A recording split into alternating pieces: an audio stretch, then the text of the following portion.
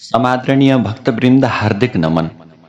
सधैँ जस्तै आज पनि यहाँहरूका समक्षमा श्रीमद् देवी भागवत महापुराणको दिव्य कथालाई लिएर हामीहरू हजुरहरूका समक्षमा उपस्थित भइसकेका छौँ। दर्शक श्रोता, यहाँहरूले हामीलाई कुन ठाउँबाट हेर्दै सुन्दै हुनुहुन्छ, कृपया कमेन्ट बक्समा कमेन्ट पनि गर्नुहोला। साथै कार्यक्रम यहाँहरूलाई कस्तो लाग्दैछ, सल्लाह सुझाव जिज्ञासा र प्रतिक्रियाहरूको पनि हामी अपेक्षा गर्दछौँ। आउनुहोस् आज 6औं दिनको कथालाई प्रारम्भ गरौँ। सबैभन्दा पहिले मङ्गलाचरण गरौँ।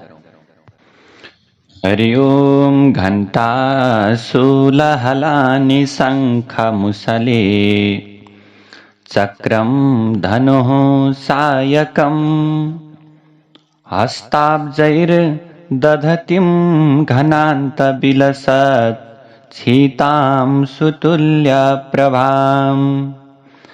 गौरी देहसमुद्भवां त्रिजगता माधारभूतां महा पूर्वामत्र सरस्वतीमनुभजे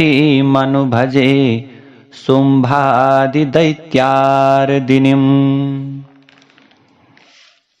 श्रीमद् देवी भागवत महापुराणको प्रथम स्कन्धको 5औं अध्यायमा ऋषिहरूले भन्नुहुन्छ, हे सुतजी महाराज, हामीहरूको चित्त सन्देहको महासागरमा डुबिरहेको छ, किनकि हजुरले अत्यन्त अचम्म लाग्दो संसारलाई नै चकित तुल्याउने प्रकारको विष्णुको शरीरबाट उहाँको शिर अलग भएको कुरा र उहाँ घोडाको टाउको लिएका हयग्रीवको रूपमा परिणत हुनुभएको कुरा सङ्केत गर्नुभयो। यो त अचम्म भयो। ऋषिहरूले भन्नुहुन्छ, वेदले जुन भगवानको बिन्ती गर्दछन्, सम्पूर्ण देवी देवता जसको आश्रयमा रहन्छन्, जो आदि देव जगतका स्वामी र सबै कारणका पनि कारण हुनुहुन्छ, उहाँको शिर कसरी काटियो?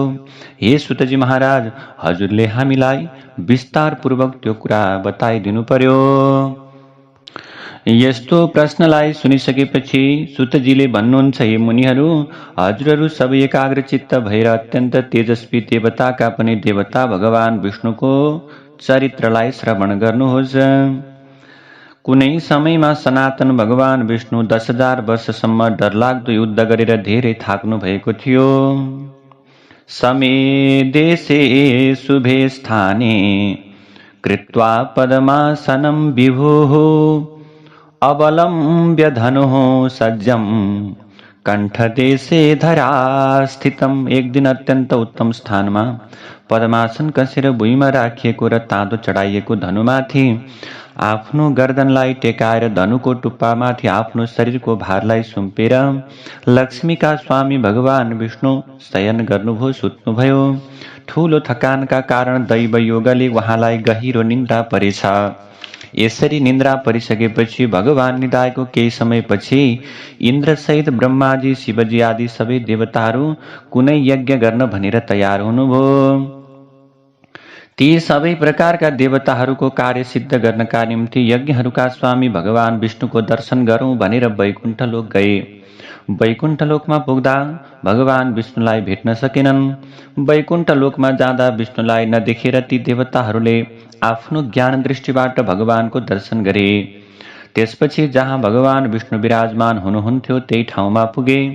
त्यहाँ गएर देवताहरूले यसो हेर्दछन्, भगवान नारायण त योग निद्राको वशमा परेर अचेत अवस्थामा रहनु भएको त्यो प्रकारको दृश्यलाई देखे।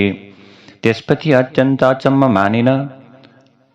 उनीहरूलाई बडो अचम्म भयो। त्यसपछि अचम्म मानेर ती सबै देवताहरू त्यहीँ रोकिए। सबै देवताहरू त्यहाँ रोकिसके पछाडि ब्रह्माजी, शिवजी आदि मुख्य देवता जगतका स्वामी विष्णुलाई गहिरो निद्रामा डुबेको देखेर अत्यन्त चिन्तित भए। त्यसबेला इन्द्रले देवताहरूसँग भन्दछन्, हे देवताहरू, अब कसो गरौँ? हे श्रेष्ठ देवगण, अब हजुरहरू सबैले भगवानको निद्रा कसरी टुटाउने होला, यस विषयमा विचार गर्नुहोस्। त्यसबेला शिवजीले इन्द्रसँग भन्नुभयो कि हे देवराज, भगवान विष्णुको निन्द्रा भङ्ग गर्नाले ठूलो दोष लाग्नेछ, तर देवताको हितका निमित्त यज्ञ पनि नगरी नहुनेछ। त्यसैले शिवजी र इन्द्रको बीचमा कुराकानी भइसकेपछि परमेष्ठी ब्रह्माजीले पृथ्वीमा रहेको धनुको टुप्पो खानका लागि धमिराको सृष्टि गर्नुभयो। ब्रह्माजीले विचार गर्नुभएको थियो कि धमिराले धनुको टुप्पो खाएपछि धनु झुक्नेछ। त्यसपछि देवताका पनि देवता नारायणको निन्द्रा भङ्ग हुनेछ, किनभने उहाँ धनुको आडमा निदाइरहनु भएको छ। निन्द्रा भङ्ग भइसकेपछि भगवानले जागेर हामी सबै देवताहरूका कार्यहरू सिद्ध हुनेछन् र देवता कार्य सिद्ध भइसकेपछि सम्पूर्ण प्रकारको प्रसन्नता प्राप्ति हुनेछ। यस्तो प्रकारको लक्ष्यलाई हृदयमा राखेर ब्रह्माजीले धमिरालाई धनुको टुप्पो खानका निम्ति आदेश दिनुभयो। त्यसपछि धमिराले ब्रह्माजीसँग भन्दछ, तमुवाच तदा ब्रह्मी देवदेवस्य मापतेः निद्रा भङ्गः कथं कार्यो देवस्य जगतां गुरोः। धमिराले ब्रह्माजीलाई भन्दछ, ब्रह्माजी, देवताका पनि देवता जगतका गुरु लक्ष्मीका स्वामी भगवान विष्णुको निन्द्रा भङ्ग मैले कसरी गरूँ? किनकि निन्द्रा भङ्ग गर्नु, कथामा विघ्न गर्नु, त्यसै गरेर मिलेका पति र पत्नीका बीचमा फाटो पार्नु, आमा छोराको बीचमा द्वेष पैदा गर्नुलाई ब्रह्म हत्या समानको पाप मानिएको छ। त्यसैले म देवताका पनि देवता भगवान नारायणको सुखलाई किन नाश गरौँ? हे ब्रह्माजी, त्यो धनुको टुप्पो खानाले मैले के प्राप्त गर्नेछु? के लाभ पाउँछु? जुन लाभ प्राप्त गर्न मैले यस्तो जघन्य पाप गर्नेछु। किम फलम भक्षणादेव येन पापम करोम्यहम्। मैले के प्राप्त गर्छु र त्यो प्रकारको कर्म गरौँ? स्वार्थको वशमा परेर नै सम्पूर्ण प्राणीहरू पाप गर्ने कार्यमा लाग्दछन्। त्यसैले म पनि कुनै स्वार्थको सिद्धि हुने भएमा मात्र धनुको टुप्पो खान तयार हुनेछु, नत्र मैले धनुको टुप्पो खाँदिन। यसरी यो प्रकारको वचन सुनिसकेपछि ब्रह्माजीले भन्नुहुन्छ, हे धमिरा, तिमीले राम्रोसँग सुन। हामी देवताहरूले यज्ञमा तिम्रो भागको व्यवस्था गर्नेछौँ। यसैले तिमीले छिट्टै गएर भगवान विष्णुलाई जगाएर हामीहरूको कार्य सम्पन्न गर। देवताका लागि हवन गर्दा जुन हविष्यान्न, जुन हवन गर्ने चरु हुन्छ, त्यो हवन कुण्डमा नपरेर बाहिर पनि पर्नेछ। जुन बाहिर परेको, पाखा परेको हवन सामग्री हुनेछ, त्यो तिम्रो यज्ञको भाग हुनेछ। तब सुतजीले भन्नुभयो, हे ऋषिहरू, ब्रह्माजीबाट यस्तो आज्ञा पाइसकेपछि धमिराले भुइँमा तेर्सिएको धनुको टुप्पो अत्यन्त शीघ्र खाने काम गर्यो। यसरी टुप्पो खाएपछि धनुषको ताँदो पनि बन्धनबाट मुक्त भयो। ताँदो खोलिएपछि धनुको माथिल्लो टुप्पो बन्धन मुक्त हुँदा भयङ्कर प्रकारको आवाजको पैदा भयो। त्यसबाट सबै देवता अत्यन्त भयभीत भए। ब्रह्माण्ड क्षुब्ध भयो, पृथ्वी काँप्न थालिन्, समुद्रमा ज्वार भाटा चल्न थाले। जलचर प्राणीहरू अत्यन्त आकुल व्याकुल भए। चारैतिर प्रचण्ड प्रकारको हावा बग्न थाल्यो। पर्वतहरू कम्पायमान भए। कुनै डरलाग्दो आपत्ति आउनेछ भन्ने सूचना दिने उल्कापात जस्ता उपद्रवहरू चारैतिर देखिए। सूर्य अन्धकारमा डुबेर पूर्व पश्चिम आदि सबै दिशाहरू डरलाग्दा भए। सृष्टिमा छाएको त्यो प्रकारको दृश्यलाई देखेर देवताहरूले चिन्तित भएर विचार गरे कि यो घोर दिनमा अब हाम्रो के गति होला प्रभु। यसरी देवतागणले चिन्ता गरिरहेकै समयमा भगवान विष्णुको किरीट कुण्डल सहित शिर काटिएर अज्ञात प्रदेशतर्फ गयो। यसरी शिर प्रदेशतर्फ गइसकेपछि घोर अन्धकार पनि शान्त भयो र ब्रह्माजी एवं शिवजीले भगवान विष्णुको टाउको नभएको विचित्र शरीरको दर्शन गरे। भगवान विष्णुको टाउको नभएको शरीरलाई देखेर देवताहरू अत्यन्त आश्चर्यचकित भए, चिन्तित भए, शोकाकुल भए अनि विलाप गर्न लागे। हे नाथ, हे प्रभु, यो कस्तो प्रकारको अलौकिक र अचम्म लाग्दो घटना घट्यो? हे देवादिदेव, हे सनातन, यो घटना हामी सबै देवताका निमित्त विनाशकारी हो भन्ने हामीलाई लागेको छ। यो कुन देवताको माया हो जसले भगवान नारायणको शिर काटेर लग्यो? हे नारायण, तपाईँ अवेद्य हुनुहुन्छ, अच्छेद्य हुनुहुन्छ र अदाह्य हुनुहुन्छ। हे सर्वव्यापक विष्णु, हजुरले छाडेर जानु भइसकेपछि हामी देवताहरू पनि मृत्युको वशमा पर्नेछौँ। हजुरको हामीमाथि अगाध प्रकारको प्रेम थियो। आज हामी आफ्नै स्वार्थका कारण रोइरहेका छौँ प्रभु। यस्तो सङ्कटको अवस्था दैत्यहरूले सिर्जना गरेका होइनन्, यक्षहरूले पनि यस्तो स्थिति ल्याएका होइनन् र राक्षसहरूले पनि यो प्रकारको अवस्था सिर्जना गरेका होइनन्। हामी देवताहरूले नै यो प्रकारको विघ्न कर्म गरेका हौँ। हे भगवान नारायण, यसमा अरू कसको दोष मानिन्छ होला र? हामी सबै देवता कुनै अरू तत्त्वको अधीनमा छौँ। यस बेला के गरौँ, कहाँ जाउँ? हे देवताहरूका स्वामी नारायण, हामी मूर्ख देवताहरूका निमित्त शरण दिने अर्को कुनै पनि तत्त्व छैन। यो कुनै सात्विक, राजस र तामस माया पनि होइन। त्यो मायाले मायाका स्वामी जगद्गुरु नारायणको शिर कसले काट्न सक्छ र? शिव लगायत सबै देवताहरूलाई ठूलो विलाप गरिरहेको देखेर वेदका ज्ञाताहरूमा उत्तम देवताहरूका गुरु बृहस्पतिले देवताहरूलाई सान्त्वना दिँदै भन्नुभयो, हे देवतागण हो, यस बेला यस्तो विलाप गरेर तिमीहरूलाई के नै फाइदा हुन्छ र? यस्तो अवस्थामा त विवेकको आश्रय लिएर कुनै राम्रो उपाय गर्नुपर्दछ। हे देवताहरू, भाग्य र पुरुषार्थ दुवै एउटै कोटिका तत्त्व हुन्। त्यसैले पुरुषार्थ गर्नुपर्छ र त्यो पुरुषार्थ दैवको प्रतापबाट सफल हुन पनि सक्छ। इन्द्रले भन्नुहुन्छ, हामी माथि अनर्थ गर्ने पुरुषार्थलाई धिक्कार छ। म त दैवलाई श्रेष्ठ तत्त्व मान्दछु, किनकि हामी देवताहरूले हेर्दा हेर्दै भगवान नारायणको शिर काटिएको छ। तब ब्रह्माजीले भन्नुभयो, अवश्यमेव भोक्तव्यम कालेनाम पादितम च यत्। ब्रह्माजीले भन्नुहुन्छ, शुभ र अशुभ कर्महरूको फललाई काल तत्त्वले निर्धारित गर्दछ। जुन कुरा निर्धारित हुन्छ त्यो अवश्य भोग्नै पर्छ।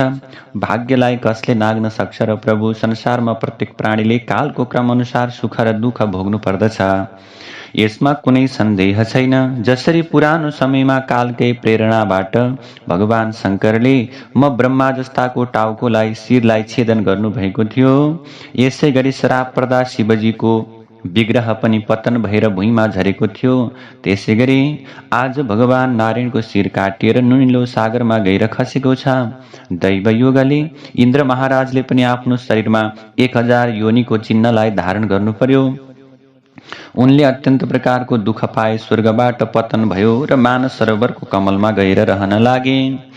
यसरी यस संसारमा ठूला ठूला देवताहरूलाई पनि दुःख भोग्न बाध्य हुनु परेको छ भने दुःख भोगबाट को बाँकी रहन सक्ला र? त्यसैले हजुरहरूले शोक छाडिदिनुहोस् र महामाया विद्या रूपमा रहेकी र सनातन शक्तिका नामबाट चिनिनुहुने ब्रह्म विद्या रूपा एवं जगतलाई धारणा गर्ने भगवतीको हजुरहरूले ध्यान गर्नुहोस्। उनै भगवतीद्वारा यो सम्पूर्ण चराचर ढाकिएको छ। निर्गुणा एवं परा प्रकृतिका रूपमा रहेकी भगवतीले हामी सबैका सम्पूर्ण प्रकारका कार्यहरूलाई सिद्ध गरिदिनुहुनेछ। तब सुतजीले भन्नुभयो, हे मुनिहरू, देवताहरूसँग यसरी संवाद गरिसकेपछि ब्रह्माजीले पनि कार्य सिद्ध गर्ने उद्देश्यले आफ्नो सम्मुखमा रहेका शरीरधारी वेदहरूलाई आदेश दिनुभयो। ब्रह्माजीले आदेश यस्तो प्रकारको दिनुभयो, स्तुवन्तो परमा देवीं ब्रह्म विद्यां सनातनीं गूढाङ्गीं च महामायां सर्वकार्यार्थ साधनीं। ब्रह्माजीले भन्नुहुन्छ, हे वेदगण हो, हे वेदगणहरू हो, हजुरहरूले सम्पूर्ण कार्य सिद्ध गर्ने पराम्बा ब्रह्म विद्या सनातनी र गूढ अङ्ग भएकी भगवती महामायाको स्तुति बिन्ती गर्नुहोस्। ब्रह्माजीको आदेश सुनिसकेपछि समस्त अङ्ग सुन्दर भएका वेदहरूले पनि जगतको आधार र ज्ञानद्वारा प्राप्त गर्न सकिने महामाया भगवतीको बिन्ती गर्न थाले, स्तुति बिन्ती गरे।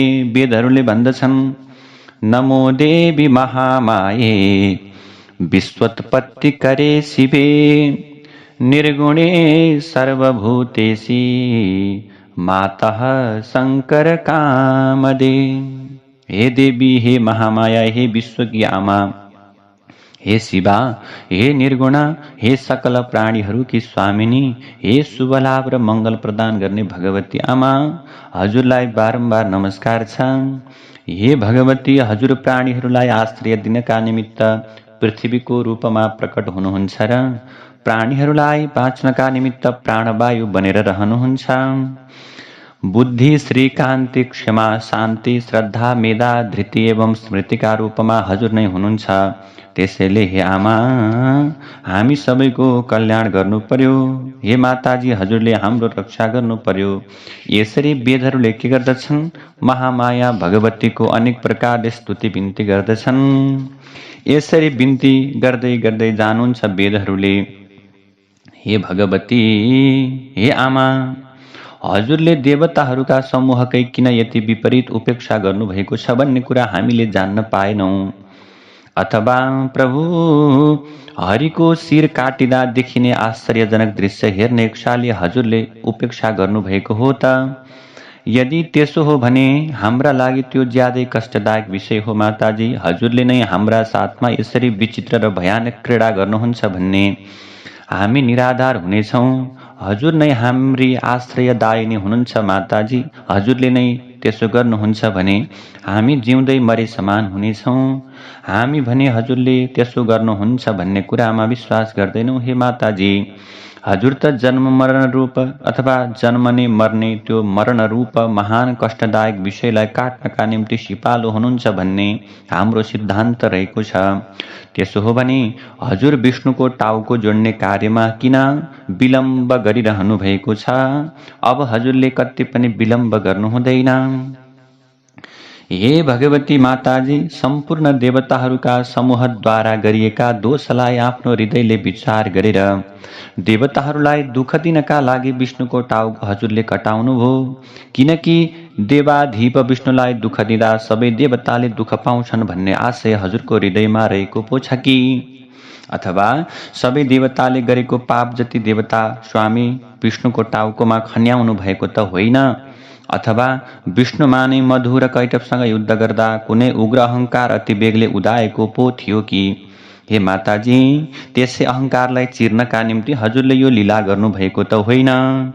हामी तर्क मात्र गरेका छौँ, सही सत्य के हो भनेर हामी जान्दैनौँ। हे भगवती, आज भगवान विष्णुको के भयो? शिर छेदन भएको छ। विष्णुबाट पटक पटक पराजित भएका दैत्यहरूले उत्तम तीर्थमा गएर घोर तपस्याद्वारा हजुरलाई खुसी गराएर वरदान प्राप्त गरेर विष्णुको शिरलाई कतै अन्तर्ध्यान गराएका त होइनन्। यसरी अनेक प्रकारका शङ्का हामी गर्दछौँ माताजी। हे आमा, हजुरले विष्णुलाई बिना शिरको शरीरमा कस्ता देखिनुहुन्छ भन्ने हेर्ने अभिप्रायले पो यो कर्म गर्नुभएको हो कि? अथवा हे भगवती, हजुर कुनै कारणले भगवती लक्ष्मीसँग रिसाउनु भएको हो कि? किन हजुर आज भगवती लक्ष्मीलाई अनाथ देख्न चाहनुहुन्छ? लक्ष्मी को हुन् र? हजुरकै अंश त हुन्। हजुरले आफ्नै अंशबाट पैदा भएकी लक्ष्मीबाट कुनै अपराध भएको छ भने पनि क्षमा दिनु पर्दछ। हे भुवनेश्वरी, विशिष्ट प्रभाव भएका हजुरको जगत कार्यका प्रमुख कार्यकर्ता ब्रह्मारूप आदि देवता हजुरलाई विनम्रतापूर्वक निरन्तर नमन अर्पण गरिरहेका छन्। हे देवी, सबै लोकका स्वामी विष्णुलाई जगाएर हजुरले देवताहरूलाई शोक सागरबाट तारिदिनुहोस्। हे आमा, हामीले भगवान विष्णुको काटिएको टाउको कहाँ पुगेको छ भनेर जान्दैनौँ र यस अवसरमा उहाँलाई जीवित तुल्याउन हाम्रो मनमा कुनै जुक्ति पनि फुर्न सकेको छैन। हे भगवती, जसरी अमृतले मरेका प्राणीलाई जियाउने काम गर्दछ अमृतले, त्यसै गरी हजुरले पनि सम्पूर्ण संसारलाई जीवन शक्ति प्रदान गर्नुहुन्छ। यसरी सामवेदको गीतलाई गान गर्न सिपालु अङ्गसहित वेदहरूले बिन्ती गरेको पछि, त्यो प्रकारले प्रार्थना गरिसकेपछि गुणदेखि पर रहेकी माहेश्वरी परात्परा महामाया भगवती अत्यन्त प्रसन्न हुनुभयो। त्यसै बेला देवताहरूलाई सुख प्रदान गर्ने मधुर मधुर शब्दले भरिएको र भक्तजनहरूलाई आनन्द प्रदान गर्ने यस्ता प्रकारको वाणी भगवती दुर्गाले व्यक्त गर्नुभयो। भगवतीले आकाशवाणीद्वारा भन्न थाल्नुभयो। आकाशवाणीबाट यस्तो प्रकारको शब्द आयो, हे देवताहरू, हजुरहरूले कुनै चिन्ता नगर्नुहोस्, स्वस्थ हुनुहोस्। हे देवताका गण, अघि गरिएको वेदहरूको भावपूर्ण बिन्तीबाट म अत्यन्त प्रसन्न छु। त्यो प्रार्थनाबाट यसमा कुनै पनि प्रकारको सन्देह छैन। जुन मानिसले प्रातःकालमा, बिहानको समयमा, मध्याह्नकालमा अथवा सायंकालमा वेदले गरेको मेरो प्रार्थनालाई भक्तिपूर्वक पाठ गर्नेछ, त्यसका सबै कामना परिपूर्ण हुनेछन्। यो पहिलो वरदान। जुन मानिसले त्रिकालमा भक्तिपूर्वक मेरो बिन्ती श्रवण गर्नेछ, त्यो मानिस दुःखबाट मुक्त भएर परम आनन्दको पदमा प्राप्त हुनेछ।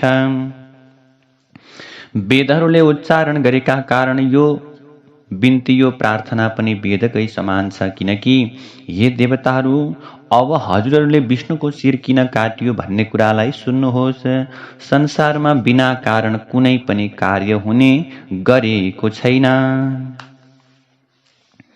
कुनै समयमा आफ्नो नजिकमा बसेकी आफ्नी प्रियतमा सागरकी छोरी लक्ष्मीको अत्यन्त राम्रो मुखमण्डल देखेर भगवान विष्णु एक्कासी हाँस्नुभयो। त्यसबेला भगवती लक्ष्मीले विचार गर्नुभयो कि भगवान विष्णु मलाई देखेर अचानक किन आज हाँस्नुभयो।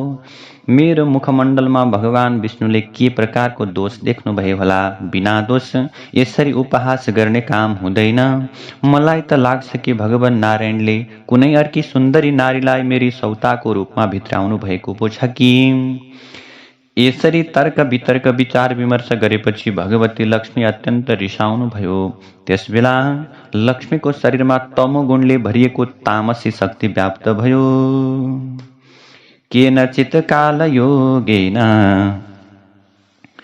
देवकार्यार्थ सिद्धये प्रविष्टा तामसी शक्ति तस्या देहेति दारुणा। त्यसपछि दैवयोगले गर्दा देवताहरूको कार्यलाई सिद्ध गर्नको लागि लक्ष्मीकै शरीरमा त्यो तामसी शक्ति घुसेर रह्यो।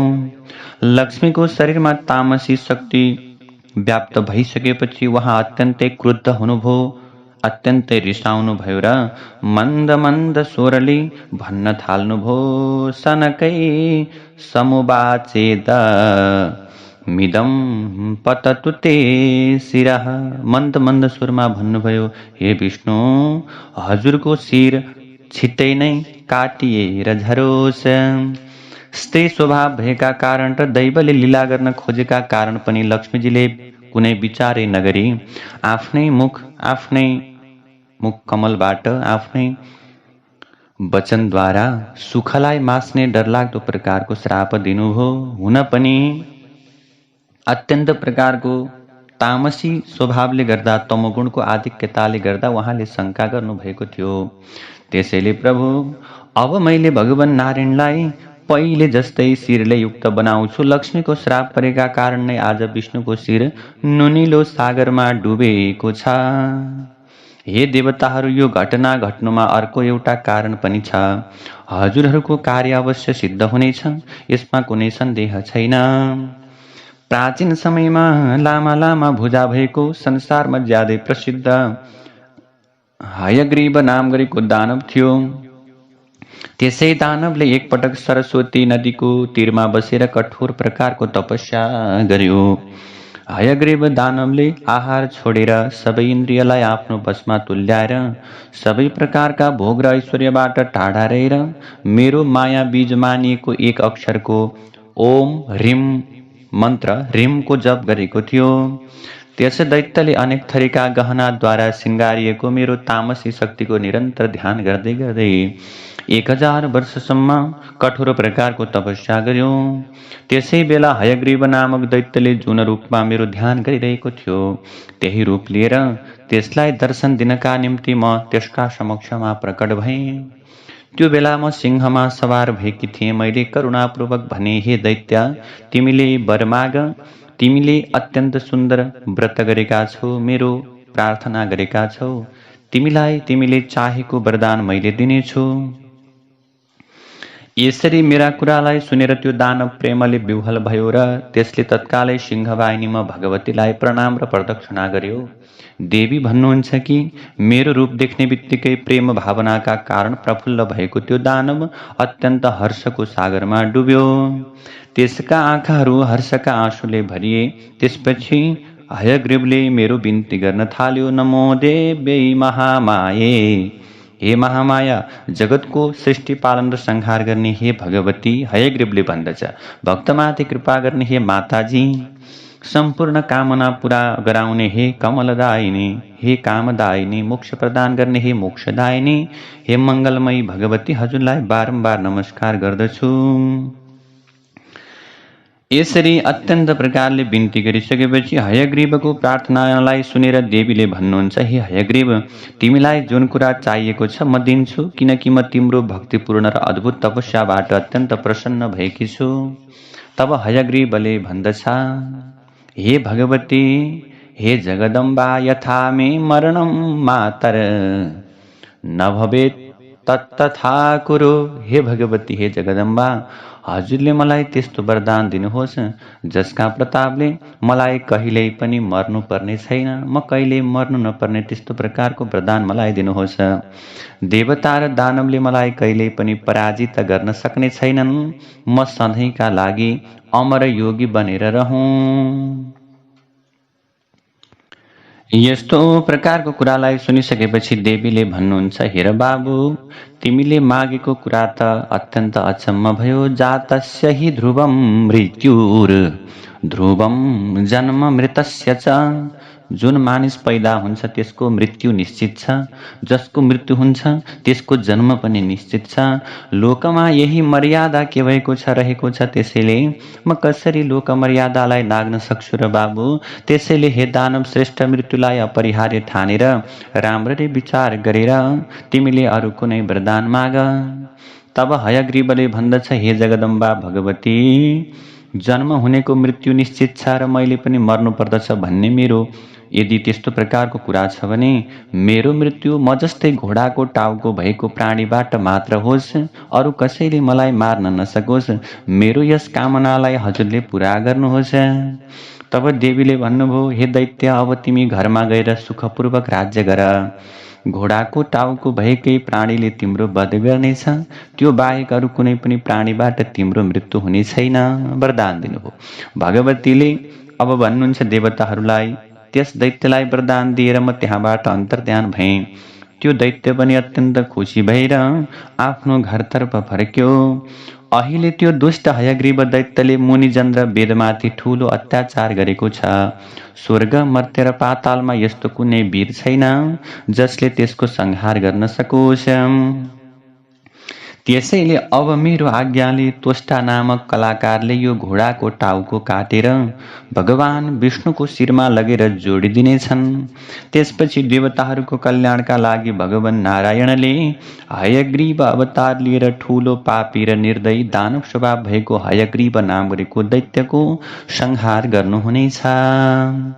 यसरी देवताहरूलाई सम्झाएर भगवती पराम्बा त्यहाँबाट शान्त हुनुभयो। त्यसपछि देवताहरू पनि अत्यन्त सन्तुष्ट भएर देवताहरूका शिल्पी विश्वकर्माका समक्षमा निवेदन गर्न थाले, हे त्वष्टा, हजुरले विष्णुको शरीरमा घोडाको टाउको जोडेर देवताहरूको कार्यलाई सम्पन्न गर्नुहोस्।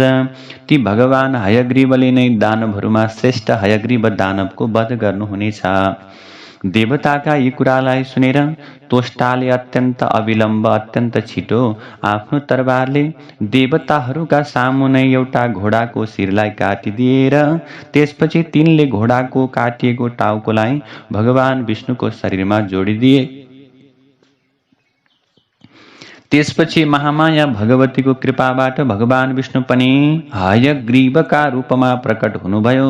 केही समयपछि भगवान हयग्रीवले अहंकारी र देवताहरूको शत्रु हयग्रीव दानवको युद्ध भूमिमा वध गर्नुभयो। यस संसारमा जुन मानिस यस परम पवित्र कथाको श्रवण गर्दछन् भने तिनीहरू समस्त पापबाट नाश हुन्छन्, मुक्त हुन्छन्, पापहरू उनीहरूबाट छुटेर जान्छन्। यसमा कुनै पनि प्रकारको सन्देह छैन। महामाया चरित्रञ्च पवित्रं पापनाशनं पठतां शृण्वतां चैव सर्वसम्पत्तिकारकम्। महामाया भगवतीको चरित्र पापनाशक र पावन पनि छ। यस चरित्रको पाठ र श्रवण गर्ने मानिसले भगवतीको कृपाबाट संसारका सबै प्रकारका ऐश्वर्यहरूलाई सजिलै प्राप्त गर्दछ। यसरी श्रीमद्देवी भागवत महापुराणको प्रथम स्कन्धको 5औं अध्यायलाई विश्राम गरेर अब हामी 6औं अध्यायतर्फ प्रवेश गर्दैछौँ। श्रीमद्देवी भागवत महापुराणको प्रथम स्कन्धको 6औं अध्यायमा ऋषिहरूले भन्नुहुन्छ, हे सुतजी, हजुरहरूले मधुर कैटवका साथमा भगवान विष्णुले 5000 वर्षसम्म महासागरमा युद्ध गर्नुभएको थियो भन्ने कुरा चर्चा गर्नुभएको थियो। हे प्रभु, अत्यन्त पराक्रमी, कसैसँग नडराउने, कसैसँग नहार्ने र देवताहरूले पनि जित्न नसक्ने ती दुई दानव मधु र कैटव सम्पूर्ण संसारमा अरू कोही नरही महासागरमा मात्र रहेको बेला कसरी र कोबाट पैदा भए, ती मधुर कैटव नाम गरेका असुरहरू किन उत्पन्न भए, भगवानले तिनलाई किन मार्नुभयो। हे सुतजी, हजुरले यो अद्भुत प्रकारको कथा हामीलाई राम्रसी बताउनुहोस्। राम्ररी त्यो कुरा हामीलाई बुझाइदिनु पर्यो प्रभु, हामी यो कथा सुन्नका निम्ति इच्छुक छौँ। हजुर ठुलो वक्ता हुनुहुन्छ, हजुर र हाम्रो भेट दैवका कारणले नै भएको हो। मूर्खेण सह संयोगो विषादपि सुदूरजरः, विज्ञेन सह संयोगः सुधारससमः स्मृतः। मूर्खसँग सङ्गत गरियो भने त्यो विषभन्दा पनि खतरनाक हुन्छ। यसको विपरीत विद्वानसँग सङ्गत भयो भने सङ्गत अमृत रस जस्तै आनन्ददायक हुन्छ। पशुले पनि जीवन यापन गर्दछन्, तिनले पनि आहार ग्रहण गर्दछन्, मलमूत्रको त्याग गर्दछन्, विषयमा लोभिएर इन्द्रियका सुख पनि अनुभव गर्दछन्। तर ती पशुहरूमा राम्रो र नराम्रो भन्ने विषयको रति मात्र पनि ज्ञान हुँदैन। तिनीहरू मोक्षमा पुर्याउने विवेक शक्तिबाट पनि वञ्चित छन्। यसैले जुन मानिस उत्तम कुरा सुन्नका निम्ति रुचि राख्दैनन्, श्रद्धा राख्दैनन्, तिनलाई पशुतुल्य मान्नु पर्दछ। मृग आदि अनेक पशुले श्रवण सुखको अनुभव गर्दछन्। कान नभएका सर्प पनि कुनै ध्वनि सुनेर मुग्ध हुन्छन्। प्राणीहरूमा रहेका 5 ज्ञानेन्द्रियहरूमध्ये श्रवण इन्द्रिय र दर्शन इन्द्रिय अत्यन्त मङ्गलदायक हुन्छन्। श्रवण इन्द्रियबाट कुरा सुन्दा वस्तुहरूको ज्ञान प्राप्त हुन्छ। दर्शन इन्द्रियबाट वस्तुहरूको दर्शन गर्दा मनोरञ्जन हुन्छ। हे सुतजी, विद्वानहरूले श्रवणलाई सात्विक, राजस र तामस 3 प्रकारको भेद भनेर निर्धारित गरेका छन्। वेद आदि शास्त्रहरूको श्रवणलाई सात्विक श्रवण भनिन्छ, साहित्यको श्रवणलाई राजस श्रवण भनिन्छ। युद्ध सम्बन्धी विषय र अर्को निन्दा गर्ने विषयलाई, त्यो प्रकारको विषयलाई अथवा त्यो सुन्ने प्रकारको श्रवणलाई तामस श्रवण भनिन्छ। बुद्धिमान पण्डितहरूले सात्विक श्रवणका पनि उत्तम श्रवण, मध्यम श्रवण र अधम श्रवण गरेर 3 प्रकारका भेद मानेका छन्। सात्विक श्रवण मध्ये उत्तम श्रवणले मोक्ष प्राप्त गराउँछ, मध्यमले स्वर्ग प्रदान गर्दछ र अधमले श्रवणले भोगहरू जुटाउँदछ। यो तथ्य विद्वानहरूले राम्ररी विचार विमर्श गरेर बताएका हुन्। साहित्य पनि 3 प्रकारको हुन्छ, जुन साहित्यमा यस्ता प्रकारले सुन्दर प्रकारको कुराको वर्णन गरिएको हुन्छ। उत्तम साहित्य भयो जहाँ खराब कुराको अथवा भनौँ वेश्यावृत्ति सम्बन्धी चर्चा गरिएको छ, त्यसलाई मध्यम साहित्य। र जुन साहित्यमा अथवा जुन प्रकारको साहित्यमा खराब प्रकारका आचरण भएका व्यक्तिहरूको वर्णन गरिन्छ भने त्यसलाई अधम साहित्य भनिन्छ। यस्ता विशेष कुराहरू पनि बताइएको छ। साहित्यहरूमा पनि निष्णात भएका विद्वानहरूले तामस श्रवणका पनि 3 भेद मानेका छन्। यसरी विभिन्न प्रकारका भेद छन्। त्यसैले सुन्नुपर्ने धेरै विषयहरूमध्ये पुराण श्रवणलाई प्राथमिकता दिइएको छ, किनकि पुराणहरूको श्रवणबाट बुद्धिको विकास हुन्छ, पुण्य प्राप्त हुन्छ र पापको राशि समाप्त हुन्छ। पुरानो समयमा भगवान वेदव्यासबाट हजुरले सुन्नुभएको सम्पूर्ण कामना सिद्ध गराउने र परम पवित्र पुराणको कथा हामीलाई सुनाउनुहोस्। तब यो कुरालाई सुनिसकेपछि सुतजी महाराजले भन्नुहुन्छ, योऽयं धन्या महाभागा धन्योऽहं पृथिवी तले, येषां श्रवण बुद्धिश्च ममामि कथने किल। हे ऋषिगणहरू, हजुरहरू भाग्यशाली हुनुहुन्छ, पृथ्वीमा हजुरहरू धन्य हुनुहुन्छ।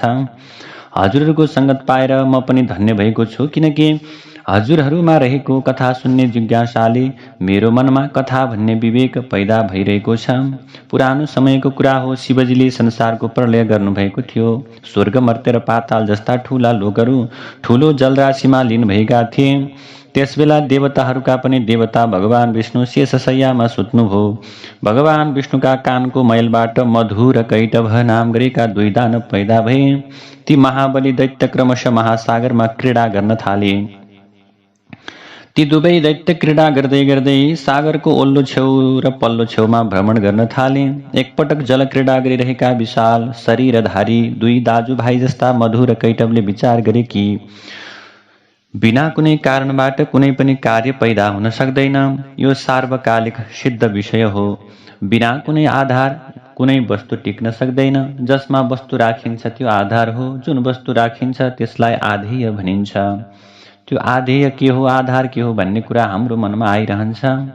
यसरी विस्तृत रूपमा फैलिएको र हामीलाई आनन्द प्रदान गर्ने यो जलराशि केमा अडिएको होला?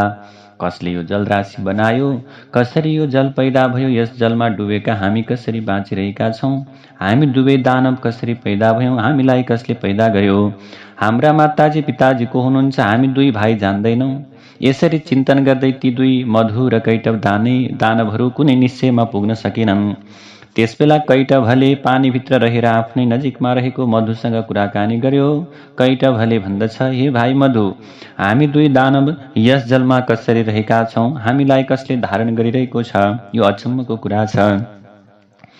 कुनै अचल अत्यन्त शक्तिशाली तत्त्व छ जसले हामीलाई यहाँ धारण गरिरहेको छ भन्ने कुरा मलाई लाग्दछ।